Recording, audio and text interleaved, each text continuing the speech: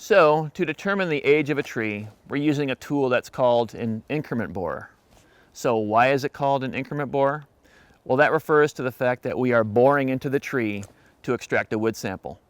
And that sample of wood is going to reflect the fact that the trees grow incrementally.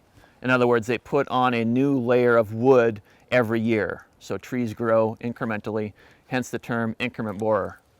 Now, you can get an increment borer at many forestry supply companies. Here in Oregon, there's a company called TerraTech that sells increment borers to foresters.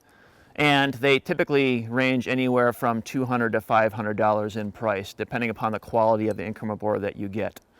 So increment borers consist of three parts.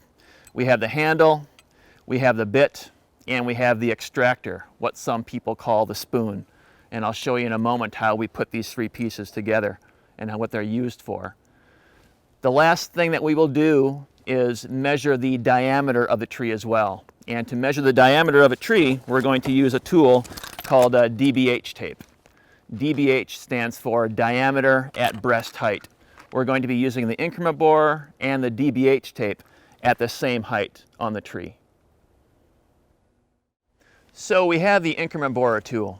How do we put that tool together?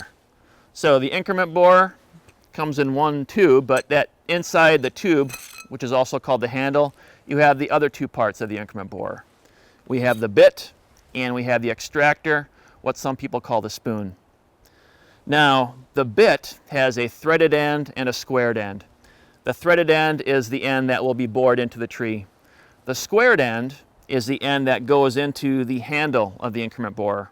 You'll notice that there is a hole right in the middle of the handle, and on one side of that hole there is a latch. So you put the squared end of the bit through the hole in the handle and then put it out through the end that has a latch on it, and that latch will come down and it helps to secure the bit in place. So you have an increment borer that's put together now. You also have the extractor. The extractor is going to be used at the very end. So you set it aside. Make sure you don't lose sight of it though, especially if you're working in steep terrain or brushy terrain. So it's a good idea to sometimes put some orange flagging tape around the end of the extractor itself so that it's easy to locate on the ground. So for now, we'll just set it aside. And we're going to bore into the Douglas fir. And where exactly do you begin coring into the Douglas fir?